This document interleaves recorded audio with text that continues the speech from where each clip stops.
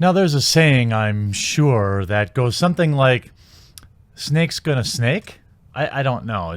I assume that's probably a saying. If not, it absolutely should be. But it would appear, when DC signed Zoe Quinn to put out a comic book under their newly resurrected adult-themed comic books, I knew that it wouldn't be long before there was a controversy attached to Zoe Quinn. See, Zoe Quinn is the type of person that never does anything wrong. It's just everybody else's fault. If you are unfamiliar with why somebody might have this opinion about Zoe Quinn, it's because she was mired in the origins of the original Gamergate situation, the infamous Zoe post, which went into great detail about how infidelity and thirst for notoriety drove Zoe Quinn's decision-making processes at a young age. Now, I have really zero interest. I don't hate the player, I hate the game. Zoe wants to be Hoey, that's cool with me. These dudes are taking part in the same thing too, just to say. These guys were, they were there too. So, whatever. Don't really care. Why is it all important? Well, it's happening again. To give you a very brief overview of it, there isn't any better way, in my opinion, than to use a small clip from the original Internet Aristocats breakdown of this whole situation, which I'm going to play in a minute. You might also know him as Mr. Medicare or Mr. Anti-Bully or whatever name he might be going on by today, but he categorized things beautifully, and here's the relevant part that you might need to know. Specifically, 3 people in his post. He omits 2 names. Of course, due to technological wizardry of other people, those 2 names have been found. And so this is a list of 5 guys. And again, I'm not putting their names out there because I think it's wrong she cheated in a relationship. I'm putting those names out there to show you, or to start to show you, how corrupt gaming journalism and game development have become. These are the 5 guys. Now, to start with, on the very far right-hand side is Joshua Boggs. Now, he was her boss. She had sex with him while she was in a relationship with Aaron. The interesting thing is, Joshua Boggs is married. So not only was she having sex with her employer, she was having sex with a man who's married. This didn't cause her a crisis of conscience, even though she's made statements in the past on social media, saying how wrong it is to have affairs, how terrible it is to cheat on somebody when you're married. But again, as a liar, she says one thing and does another. Some other names that are listed there are Robin Arnott and Kyle Pulver, both indie game devs. You have Brandon McCartan, multi-award-winning indie game dev prodigy for Fez and Aquaria. That's interesting on its own for some things that happened just yesterday, but I'll get to that in a minute. But really, the biggest fucking issue that we're looking at right now is the name in the middle. Nathan Grayson. Who is Nathan Grayson? And why is it important we talk about his and Zoe's relationship? Nathan Grayson is a video game journalist.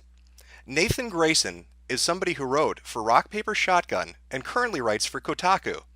Nathan Grayson is somebody who has published positive pieces about Zoe's game, who has given her publicity, and who has marketed her product while having sex with her and not disclosing it. And the rest is history. Essentially, all those involved are slimy, amoral scumbags, and Zoe is just part of the problem. She is a symptom of the problem in the video game journalism industry.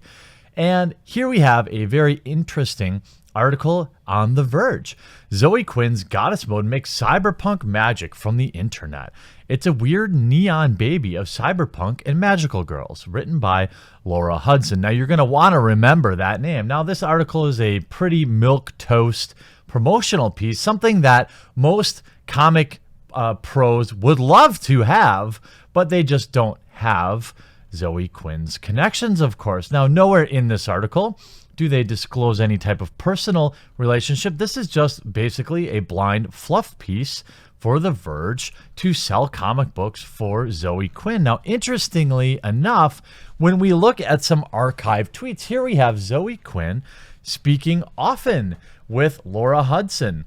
talking about just random things, many different things, and these things are all chronicled on Bounding Into Comics, where last June DC Comics announced that the company would be reviving their graphic and adult content imprint Vertigo. Remember the Batwang that everyone needed to see that they started this off with. So DC not starting off things right. Most of the woke comics on this are all terrible. Now, I have not read Zoe Quinn's Goddess Mode because obviously I'm not the target demographic, nor would I want to give this woman 1 red cent. That said, the relaunch was announced alongside several new titles which aim to speak on social issues such as xenophobia in Eric Esquivel's Border Town or sexual freedom in Tina Horn's Safe Sex.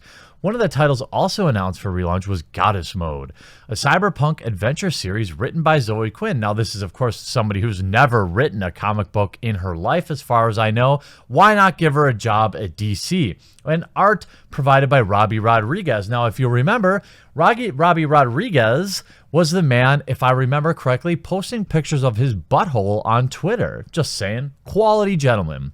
Recently, The Verge's Laura Hudson conducted and published an interview with Quinn. The published piece is a fairly standard promotional interview in which Quinn speaks at length on Goddess Mode in order to promote her book in the wake of a comic's official release. Yet many readers were quick to point out, while the piece itself was innocuous, there was a glowing omission. Hudson did not disclose her personal relationship with Quinn. Imagine my shock.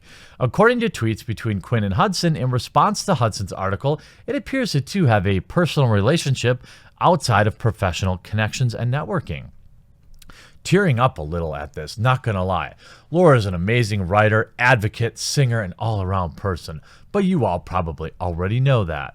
This is a lovely thing to hear in response to my final piece at The Verge. So, on your way out the door, you decide to do a favor for a friend, something that man to man, man to woman, woman to woman, I think we could all understand. However, this highlights that the problem that started Gamergate for essentially still is a problem in mainstream games media. As long as it took for media like CNN and Fox to get corrupted, it took mere seconds in comparison for games media to become corrupted. You can see tweets back and forth in December, back and forth here. Yes, oh God, you got to come out to Seattle to my karaoke spot. Then I'll set the record for flaming things consumed on premises. Just very friendly people, interesting. And again, nothing wrong with being friends with somebody, but there is an option for writers who would consider themselves a journalist. One, you could disclose it. A simple two-sentence thing at the beginning saying something like this. Full disclosure, I'm a friend of Zoe Quinn, but that doesn't hopefully taint anything I'm saying here. I still enjoyed the book, blah, blah, blah. I do this often when I promote people's GoFundMes or Kickstarters or whatever. For example, with Ethan Van Sciver's Cyberfrog, everyone knew I was friends with Ethan. I didn't try to hide it, and I still had no problem promoting his Kickstarter. Same thing with your boy Zach, which was Diversity in Comics. Now apparently it's Think About Comics. I'm not sure what's going on with the rebrand. But again, nothing wrong with helping promote your friends' products as long as people are generally aware of your connections, or you go out of your way to let them know about it. In journalism ethics, it's common practice for journalists to avoid conflicts of interest between themselves and a subject, and to disclose those that are unavoidable, meaning, hey, look, you got to sign this article. We don't care that you know her. All right, great. At least disclose that. But of course, Zoe Quinn, not her fault, to be honest with you. Zoe Quinn just using her connections as she always has to somehow remain relevant. I really didn't want to do this video. It's the same reason I haven't done a video on Anita Sarkeesian. I'm done with it. The only reason that woman is relevant, and you know what? Angry Joe told me this. The only reason that Anita Sarkeesian is still relevant in current year is because people like me keep making videos making fun of her. In this case, with Zoe Quinn, I would have left this one be. However, it's pretty new, and I've spoken about this comic book line at DC at length, especially with the Batman project and a lot of these woke comic books that they decided to put under Vertigo. Many journalistic institutions, such as NPR, and others, include stipulations and guidelines regarding conflicts of interest in their code of ethics. Furthermore, the Verge's publicly available ethics statements: we do not allow reporters to cover people or companies where they have personal conflict. Interesting.